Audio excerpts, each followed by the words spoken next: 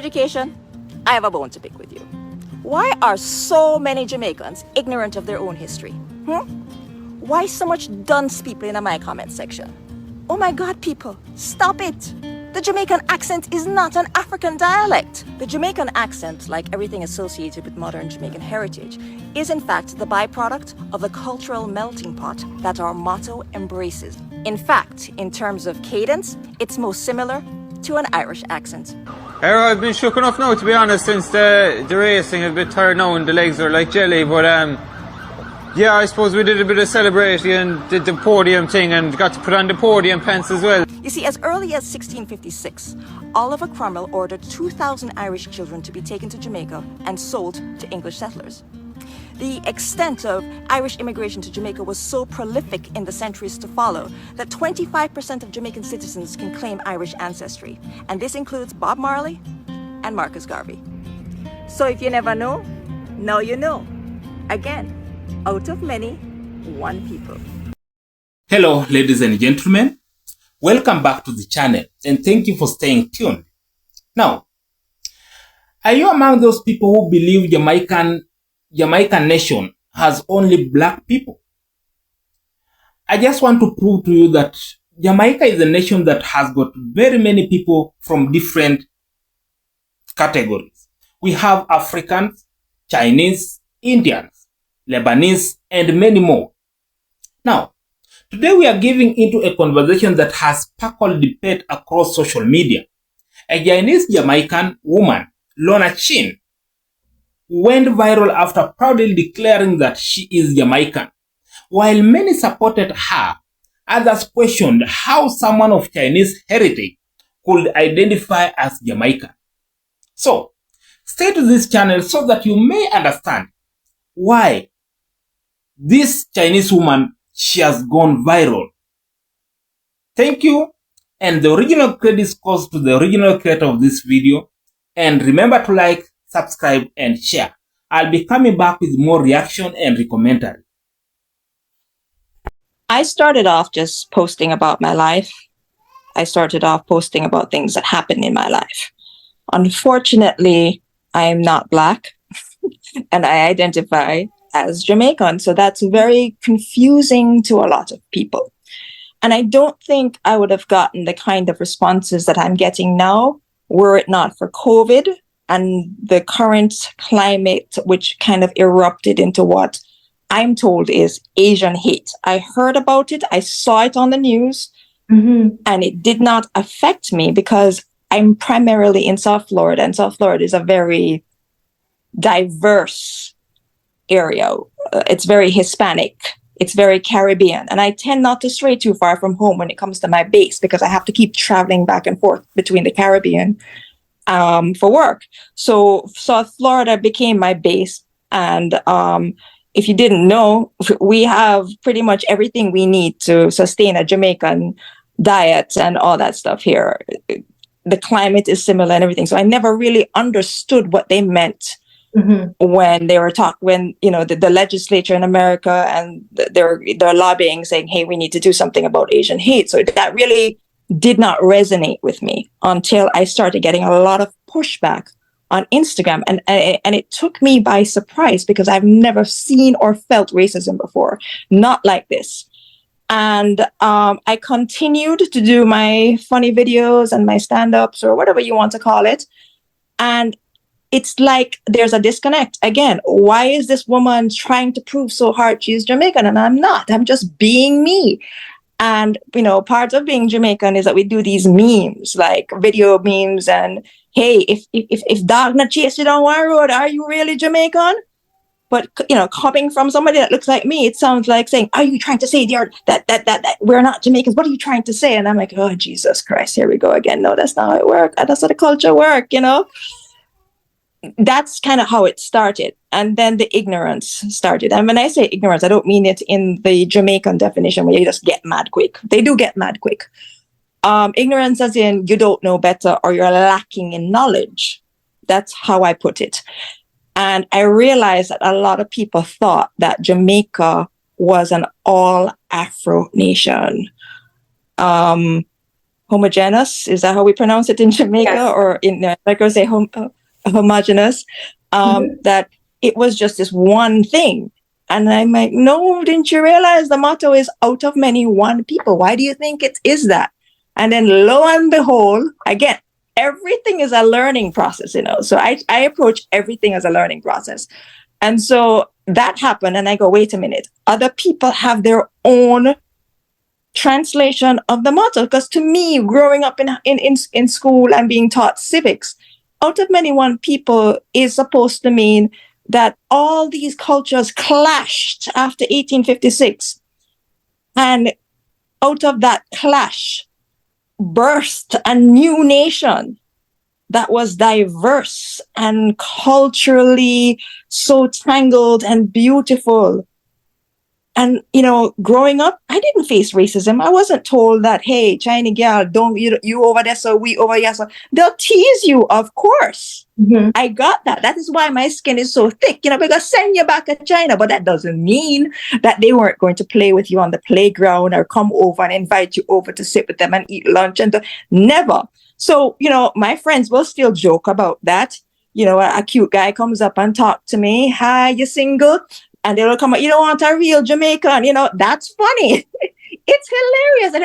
And then they catch themselves going, oh, not that you're not a real Jamaican in the Lona. And I'm laughing my ass off. You're not going to live this one down, but it's okay to joke about it. So what is so different now, Lorna? What is so different now? You said, well, you're accustomed to the tease and to the taunting about, having a Chinese background. And so what makes this so different now, especially with the political climate? The political climate definitely makes it more difficult. I mentioned COVID before, right? That added insult to injury. We have Chinese corporations like China Harbor Engineering Company, which has a very bad reputation of coming in, abusing the natural resources of a country. I'm not going to say buying up land. They don't buy something that's not for sale. You understand what I'm saying? Wait a minute. Let me clarify. So are you saying that these are the arguments, these are the noise around Chinese immigrants, migrating into different countries, or the climate is slightly different. History repeats itself. It absolutely does. And if we do not learn from our history, we are bound to repeat the mistakes of our past. Okay. And that's why you see me focus so much on history in a lot of the reels that I do. It's important because I think a lot of history in Jamaican education has been lost. And in fact, I was just recently told that they don't even teach civics in Jamaica anymore. They're focusing on math and English and all the things. So I'm like, oh, so you guys actually did not, do a civics class? Because I'm sure if I went into my garage right now, there's an orange book that says Civics for Young Jamaicans. So how would you describe then what would be the paradigm then? How would you explain Chinese immigrants in Jamaica to counter the narratives of the coming in, buying up land? What can you use to counter that argument to say this is the fact? They are coming in and buying up land. That's the funny thing. They are, and it doesn't make me happy. Where the history comes in is when what you have to realize is we're not the same tribe. Okay. You see a Chinese person and you think all Chinese are coming in. So when you see my videos, the thing is, oh my God, colonizer, they're coming in and buying up. And I think Dr. Omar Johnson put my face up on screen and did a whole lecture on what's wrong with the Chinese buying up land. I'm the wrong person to put up there. Who face you must put up there, sir? Not even my own. Somebody who actually was born in China. Mm-hmm. That's who you're supposed to do that. I'm like 3 or 4 generations removed. I can probably trace my lineage to the first Mr. Chin. The reason why Jamaican people call every Chinese person Mr. Chin, Miss Chin, I can be traced back to that man. I'm the wrong person to be putting up there. And I think that it is important for us to know the history. Some of the ignorant questions that come up are, what has Chinese people done for Jamaica? You don't know the answer to that. That's a really dumb question. Chinese people didn't do anything like invent reggae music. Who do you think invented reggae music? I think one person invent reggae music.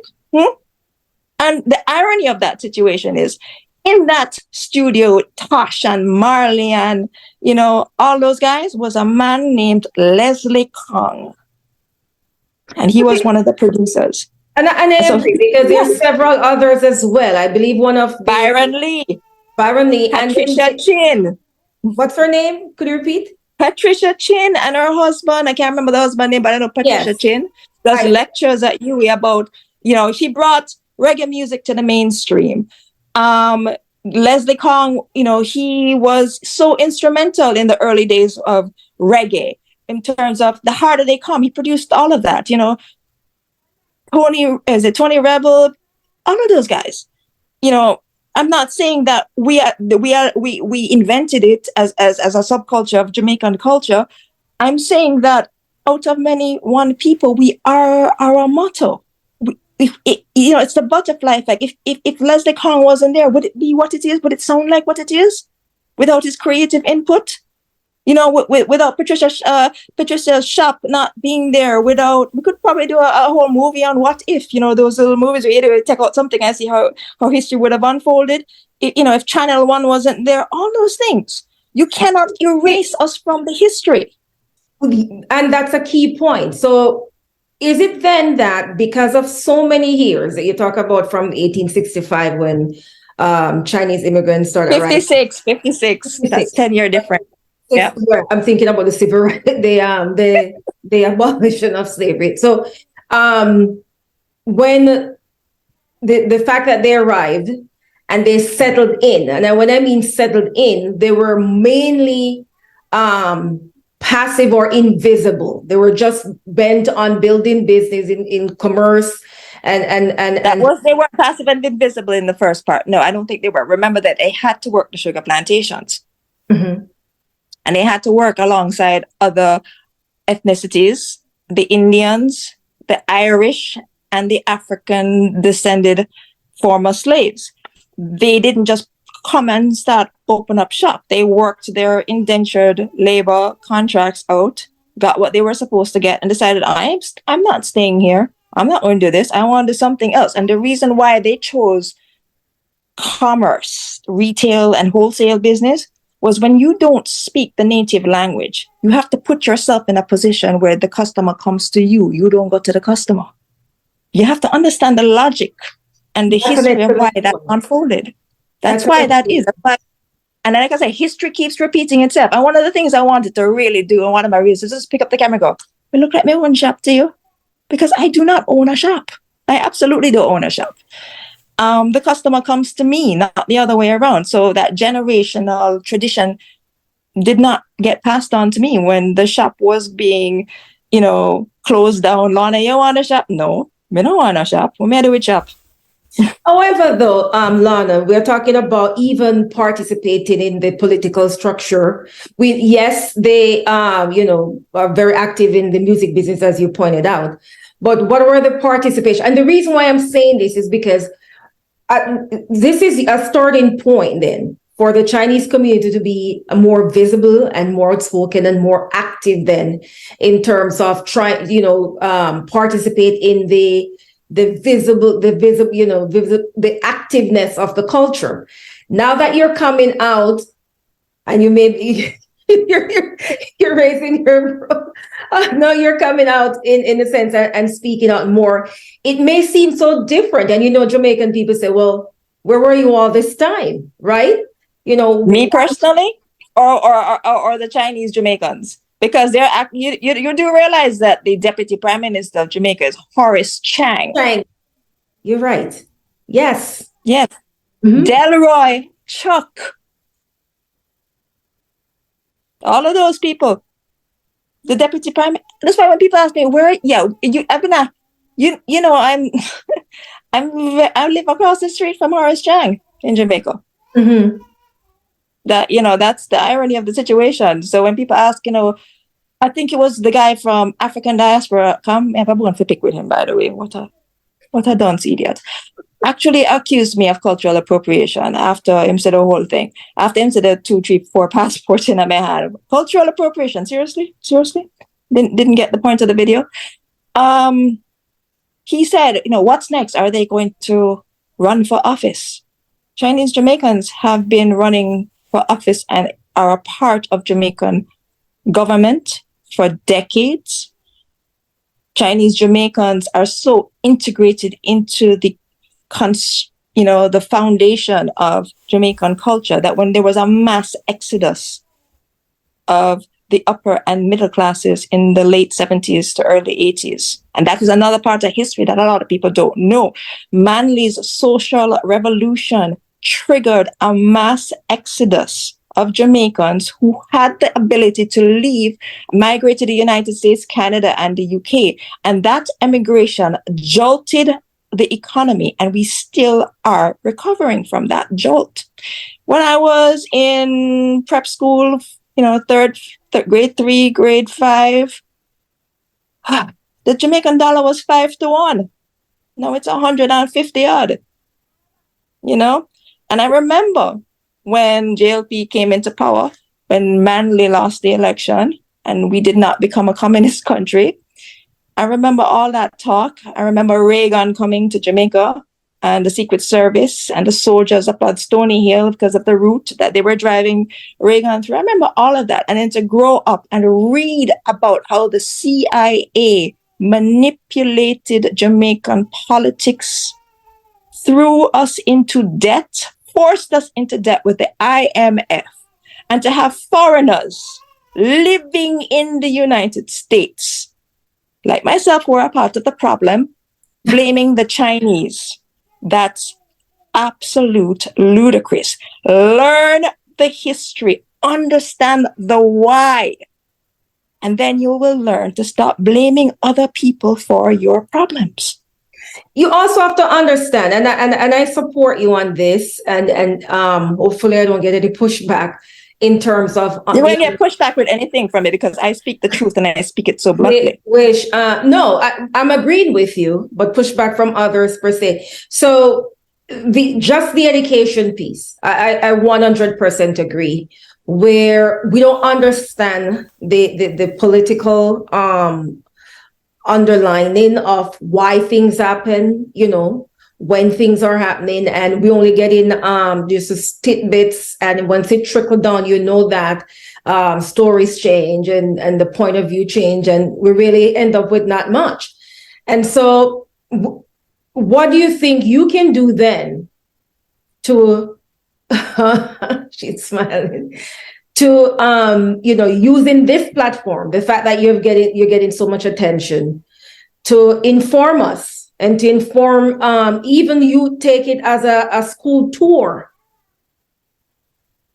for say high school students, because I believe you I appreciate the point when you said there's a lot of things. The civic education aspect is has been removed, and the education piece about the history and the out of many one motto is not understood, and we need to reclaim it and make sense of it. Because for example, it's not just Chinese population in Jamaica. There's Syrian, there's Lebanese, there's Jewish population, and all sorts of different ethnic groups from Europe and Asia. So it is unfair for them to simply target one group. So what do you think about making, just doing a tour of the high school and create like an educational piece to inform, because it seems as if the people that are coming at you on Instagram, there are so many different pieces that people may believe the noise over the facts. Okay, so I didn't ask for this platform. It was pretty much dropped on my front door. It feels like Amazon had a drone and it was here you go. This is an Instagram account with all the bells and whistles turned on. When I say turned on, I have never seen an account grow like this, and I do this for a living. I had 154 followers, and I made a video to my 154 followers. And where are you now? Oh, close to 70,000 in a matter of 4 months. Well, that's incredible. Once it went past 30, all the bells and whistles started to turn on. And I was gaining about 10,000 followers a week if I posted. And then there are times when I just get busy with work and I stop posting. And that's when I say all the bells and whistles turn on, the monetizations, all of it is on. Subscriptions, everything was just thrown at you. And I'm sitting there going, hey guys, what am I supposed to do with this account? It was an accident. And what I know I'm really good at is pissing people off. It's a gift, trust me. And it's why I stayed away from this. Whenever I did my videos, I kept my face out of the video. I was doing all of these cooking videos. Nobody knew I wasn't Black. Oh my God. One day I got put my face to the camera and I forgot to turn on my fake American accent. And I do fake an American accent because I am tired of the questions. So why do you sound Black? No, I'm not Black. I'm Jamaican. We're Jamaicans. Yeah, but how did you guys get to Jamaica? Oh, Jesus Christ. Okay, you know what? Let me just fake an American accent and we just avoid the 50 questions. How can I use my platform? Well, you see, the reason why my videos went viral in the first place, unfortunately, is because of the controversial nature in which I did them. Yeah. I have been doing videos, and there are videos on YouTube and Instagram. Jamaicans.com is a very popular forum that I enjoy. They're Wayne Chen, they put these things out there, and people, who are interested in the topic read it. What I was able to do is I was able to reach people who wouldn't normally read or watch those videos because they don't care. What I did was I triggered them. Why did I trigger them? It was a challenge. Can you hit 1 million views in your next reel? I said, absolutely. Would you say this? Yes, but not quite like that. Okay, then it's a dare. I might hold my bear. Boom. And that was when I dropped the African video. Jamaica is not an African country. Why did I say that? Well, I was responding to a very specific question. And what happens, because I was new to the Instagram thing, is when somebody deletes their question or their comment and you respond to it, that little thing at the top goes away. And the video loses its context and then the thing goes away. And I go, oh, shoot, I just wasted a whole reel on that one. So I was like, you know what? I don't care. I went through all the trouble of recording that damn thing. So we're just going to do it. And the question was basically, why are the Chinese invading all Afro countries? That was the first part of the question. And why do the Africans allow the Chinese into Jamaica? That was the second half of the question. And the answer to that question was because Jamaica is not an African country. It is not a Black country. It does not mean that there are no Africans there. It does not mean that the majority of people are not Black. Informally, yes, it would be considered a Black country because, majority of people, but legally, by definition, we are defined by our motto, out of many one people. When you look us up on the internet, on JIS, on any official, even in the Constitution, we are an ethnically diverse society. Therefore, the majority, being Africans descended, cannot legally dictate to the minority and tell them that they're less Jamaicans, and vice versa, It's one of the only places in the world where the minority is so included in the nationality that to take it away would cause a great disruption. Just like I said, it jolted the economy when that mass exodus happened. So yes, I presented the information and this is information that you get on, like I said, JIS, Jamaicans.com. Those are my sources. But the way I presented it hit a chord, struck up a conversation, and brought people into that conversation that would normally have read those things and tried to educate themselves on those things because I triggered it. So Do I let me think ask. that? Let me Do I ask you think this. that triggering a conversation is a beautiful thing? Yes, I do. Wonderful. So is it because you maybe the emphasis on I'm not black, I'm Chinese, or I'm not black, I'm Chinese Jamaican? Could that be, and I'm trying to, kind of walk in the other shoes, trying to make sense of why some people may feel triggered about this type of categorization. For There are two types of triggers.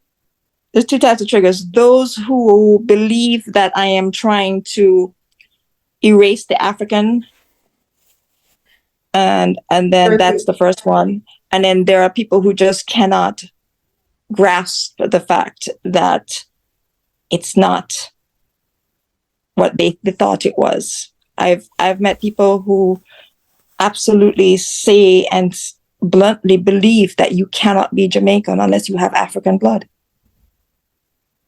And it is taken from just the one drop rule that they have in the US. If there's a one drop rule, I am definitely of African descent. I'm sorry I hate to break it to people. Two of my grandparents decided to marry other Asian people.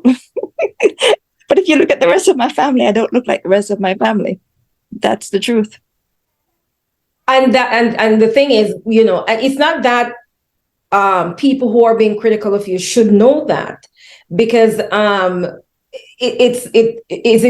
or should they, to make the conversation seems more authentic or to make your position seems more legitimate? What do you think?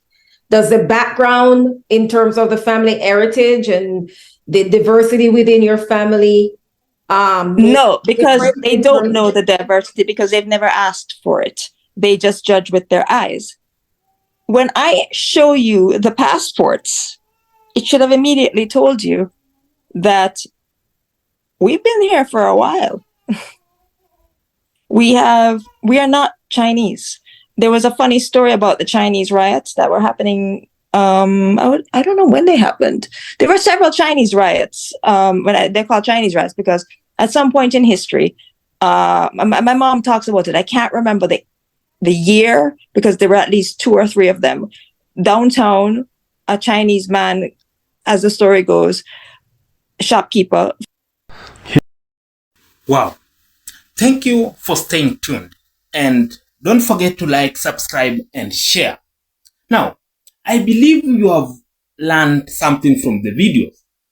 The video begins by introducing Lorna Chin and the online discussion surrounding her identity. She explains that although her family is of Chinese descent, she was born and raised in Jamaica and proudly considers herself Jamaican. Her comments surprised many viewers, especially those who believe Jamaica is made up exclusively of people of African descent. This misunderstanding became the center of the conversation and opened the door to a broader discussion about Jamaica's multicultural society. The reaction that explores Jamaica's unique history after the abolition of slavery. People from different parts of the world migrated to the island, including Chinese, Indians, Syrians, Lebanese, and European communities. Over generations, these groups established businesses, raised families, and became part of Jamaica's national fabric. Their contributions helped shape the country's economy, education, culture, and everyday life. The video also highlights the important role Chinese Jamaicans have played in Jamaica's development. Many became successful entrepreneurs and community leaders, while others left a lasting mark on the country's music industry. Influential figures such as Leslie Kong and Patricia Chin helped promote reggae music and supported legendary Jamaican artists during the gene's early growth. Their contributions demonstrated that Jamaica's cultural success has been built through the efforts of people from many different backgrounds. As the discussions continue, Attention shift to the criticism Lon Chin received online. Some social media users accused her of cultural appropriation or argued that she could not be Jamaican because she was not black. Lorna responded by explaining that being Jamaican is based on nationality, culture, upbringing, and shared experiences, not solely on race. She emphasizes that her goal is not to erase the importance of the black majority, but to educate people about Jamaica's true history, multicultural identity. The reaction also stresses that recognizing Jamaica's diversity should never diminish the sacrifices, resilience, and achievements of the African descendants who form the majority of the population and whose history remains central to the nation's identity. Instead, acknowledging the contributions of other communities provides a more complete understanding of how modern Jamaica developed. One of the most powerful moments in the video focuses on Jamaican national motto, "Out of many, one people." The phrase reflects the idea that citizens from different ethnic backgrounds have come together to build one nation. It celebrates unity while recognizing the unique heritage of every community that calls Jamaica home. The discussions explain that this motto is not just a slogan. It represents the country's history of cultural diversity and coexistence. The video concludes by encouraging viewers to look beyond stereotypes and appreciate Jamaica for what it truly is. A nation with a rich and diverse heritage. It reminds audiences that Jamaican identity cannot be reduced to race alone. Instead, it is shaped by generations of shared history, culture, and national pride among people from many different backgrounds. At the same time, the video emphasizes that understanding this diversity should always be accompanied by respect for the foundation role of the black majority in Jamaican history and development. Overall, this reaction serves as both a history lesson and a reminder that identity is often more complex than it appears online. By understanding Jamaica's past and the meaning behind "out of many, one people," viewers are encouraged to move beyond assumptions and appreciate the full story of one of the Caribbean's most culturally diverse nations. So, if you enjoyed this summary, please don't forget to like, subscribe to the channel, and share your thoughts in the comment section. Do you believe people around the world misunderstood Jamaican identity? Let us learn in the comment section below from comments. Thank you and have a nice time.